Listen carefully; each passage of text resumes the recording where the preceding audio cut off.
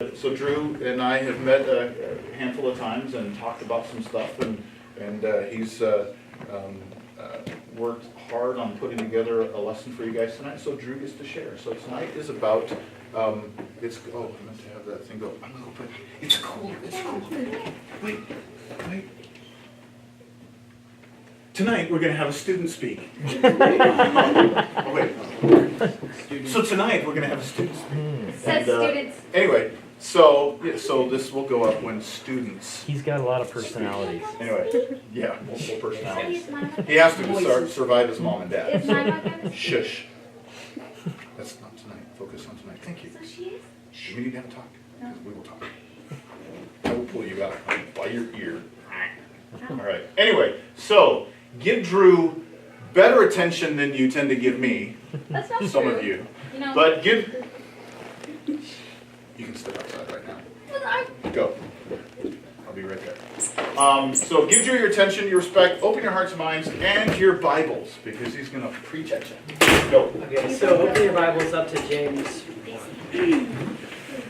And can I have a volunteer for Romans 5?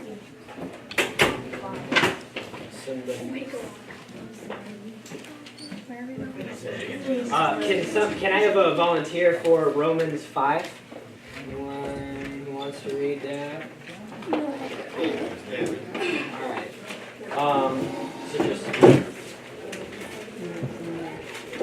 Alright. So just Romans 5. Sorry, don't read it right now. Okay. So I want to start off with a story. So a lot of you know that I love cross country. For me, cross country is an awesome experience that I get to enjoy with my team. I love my team. Those guys are incredible. I just love cross country. So a few years ago, I was doing cross country for the first time, and I was unsure what I was going to experience because I haven't really done anything like that kind of sport, unless you count track, which let's just say I got second place ribbon out of 2 runners, and so one could say I wasn't exceptionally talented. So going into that, I wasn't really sure how hard it was going to be. So going into it, I had this mentality of, well, just okay, do it until it's hard, and then kind of just stop and rest, and then relax a bit, and then keep going.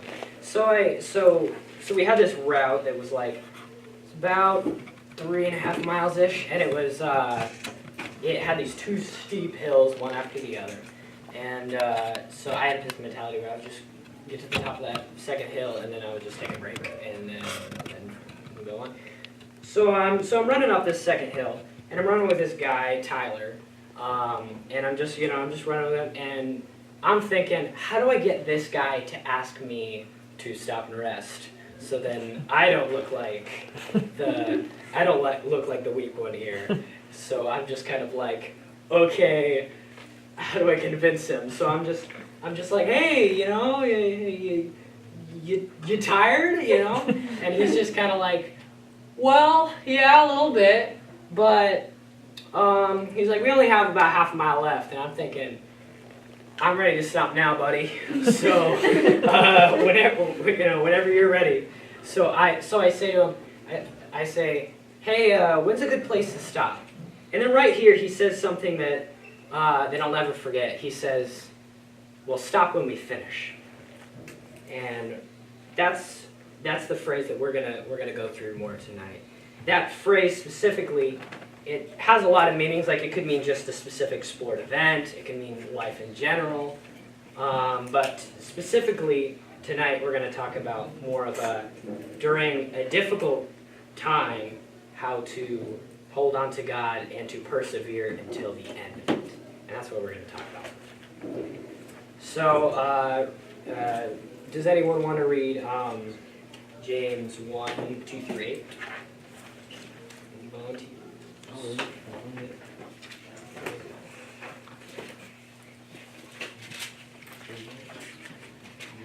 James what?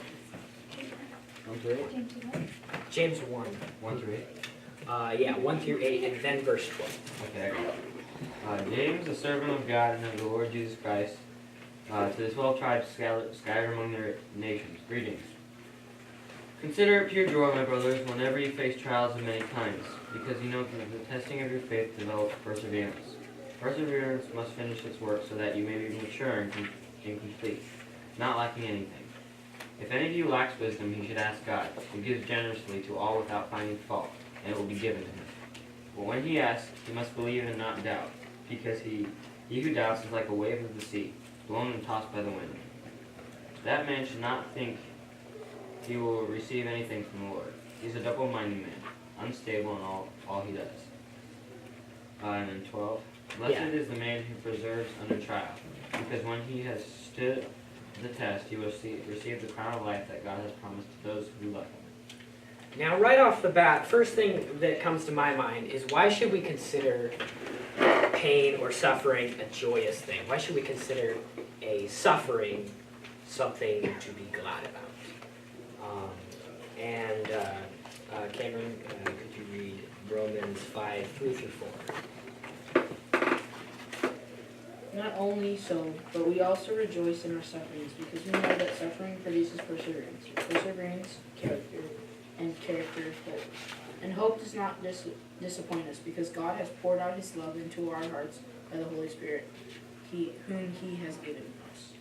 So basically what that passage is saying is it's like saying that a test produces perseverance, and then that perseverance turns into character, which also develops a need for God in that situation. So basically it's saying that a test makes you stronger and makes you realize that you need God, therefore. Which it goes right back to the don't stop until we finish line, which is that we don't want to stop holding on to God through that storm. We'll go more about that tonight. So my grandpa had this chronic sinus and coughing problem. He would blow his nose about 20 times a day, and he would cough regularly, just all the time. So try to imagine, you know, when you have a cold and it's just pouring down and it's gross, and you're trying to talk to people, but it's just, and you have to leave. It's really embarrassing. And now try to imagine having that kind of cold every day for the rest of your life and having to preach that every single sermon. That's a really hard thing to do. It's a lot harder than it sounds. You have to, if you think about it for a second, it's like, holy cow, that's actually, it's really embarrassing to be in front of all those people and to be constantly blowing your nose during the sermon. It's honestly, it's enough to just go, forget that, I'll just go do something else. This is not for me. But my grandpa didn't do that. My grandpa, he had a calling and he stuck to it.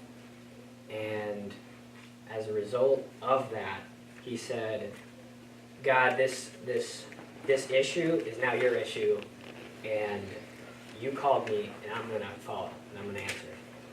And he ended up taking 50 to 60 people congregation and turning it into a congregation of over 500, which is huge. And he also pastored this church for 31 years, which is the second longest a pastor has pastored at one church in the state at the time, which is incredible. To go from considering if he should even do it or not, just because he has this problem, that going from that to timesing the numbers by 10, and for pastoring and the second longest in the entire state. It's pretty cool.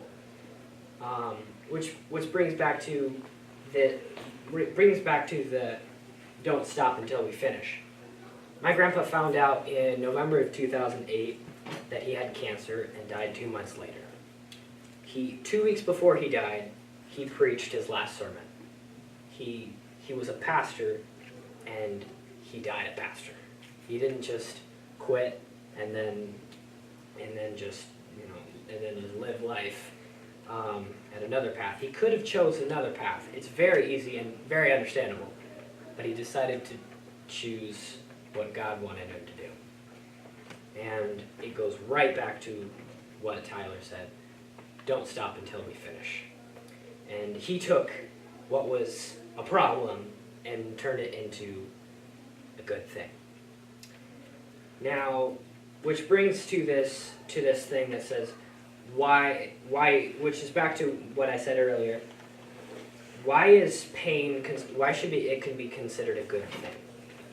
Well, for one thing, pain is a temporary thing that we need to remember sometimes, that pain is a temporary thing, and not only is it temporary, it's mediocre compared to the glory that God will give you when it's all over.